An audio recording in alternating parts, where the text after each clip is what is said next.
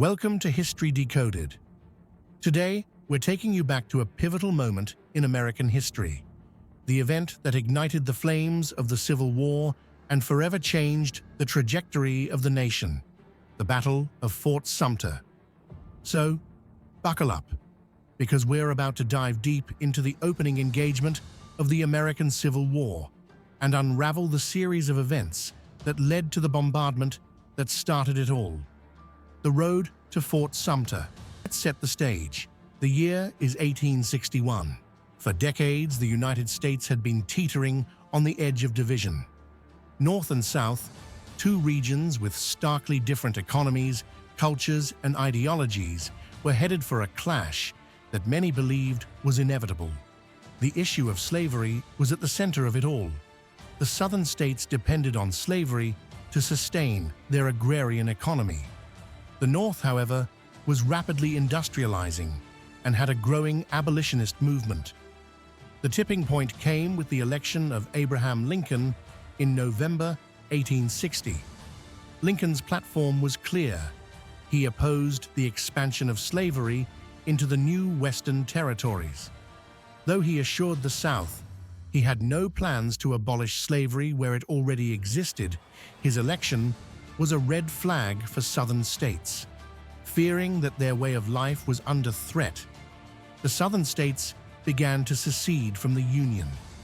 South Carolina, a vocal advocate for states' rights and slavery, was the first to secede on December 20th, 1860, just over a month after Lincoln's election. Soon after, 6 more Southern states followed, and in February 1861, they formed the Confederate States of America, with Jefferson Davis as their president. Fort Sumter, a symbol of division. In the middle of this turmoil stood Fort Sumter, a military installation located on an artificial island in Charleston Harbor, South Carolina. Though located in the South, it was still held by Union forces, a symbol of federal authority in a state that had already declared its independence from the Union. The fort itself wasn't particularly strategic in terms of its firepower or its size. In fact, when the tensions were rising, only a small garrison of about 85 soldiers, under the command of Major Robert Anderson, occupied Fort Sumter. But it was symbolic. It represented the United States government's unwillingness to recognize the Confederacy's sovereignty. On the Confederate side, it wasn't long before they demanded that Anderson and his men abandon the fort. But Anderson held firm, sending a message to Washington that he would not surrender unless forced to do so. Lincoln, still months away from his official inauguration in March 1861, was faced with a monumental challenge: how to respond to this growing crisis. If he ordered the fort to be abandoned, it would be a clear sign that he was yielding to the secessionists. But if he reinforced or resupplied the fort, it might provoke a full-scale war. The situation at Fort Sumter remained tense, like a powder keg waiting for a spark.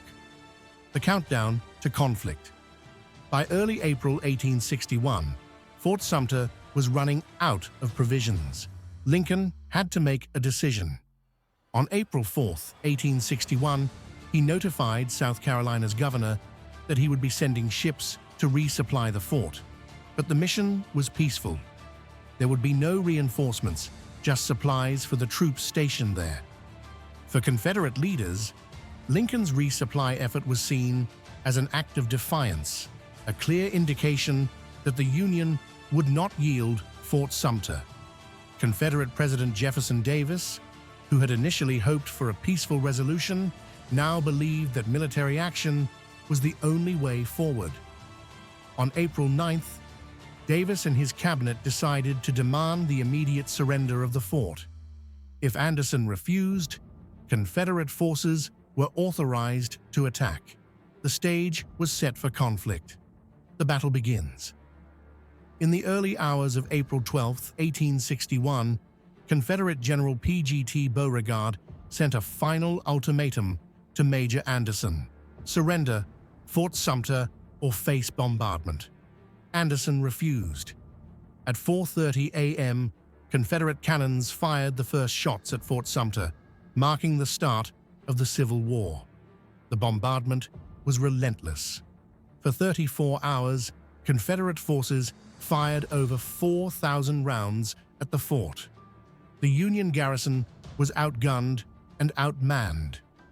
While the fort's walls were heavily damaged, Anderson and his men held their ground for as long as they could. The Union soldiers tried to return fire with their limited artillery, but they were no match for the concentrated Confederate barrage. The harbor was filled with smoke, and the sound of cannon fire echoed for miles. Charleston residents gathered to watch from rooftops and shorelines, witnessing the explosive beginning of the nation's deadliest conflict. By April 13th, Anderson realized that continuing to hold the fort was futile. His men were low on ammunition, provisions, and morale. At 2:30 p.m., Major Anderson agreed to evacuate the fort under terms of surrender, allowing his garrison to leave flag with the U.S., a point of dignity for the Union forces. The aftermath and the start of the Civil War. Remarkably, despite the intense bombardment, no one was killed in the actual fighting at Fort Sumter. However, the surrender of Fort Sumter was a significant Confederate victory. It emboldened the South and solidified the resolve of both sides to prepare for a long and bloody conflict. When news of the battle reached the North, it was met with widespread outrage.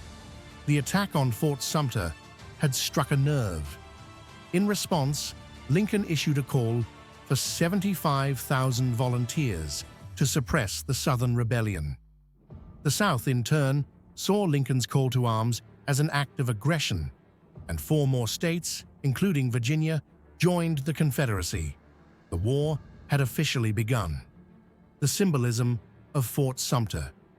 Fort Sumter, though militarily insignificant in the grand scheme of the Civil War, became a powerful symbol. For the Union, it represented federal authority and the fight to preserve the Union.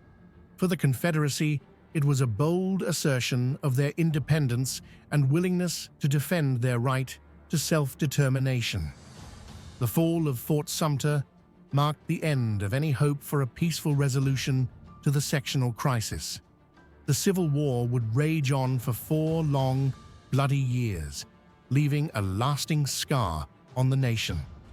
Legacy of the battle. The Battle of Fort Sumter was the opening salvo in a war that would go on to claim over 600,000 lives and reshape the United States.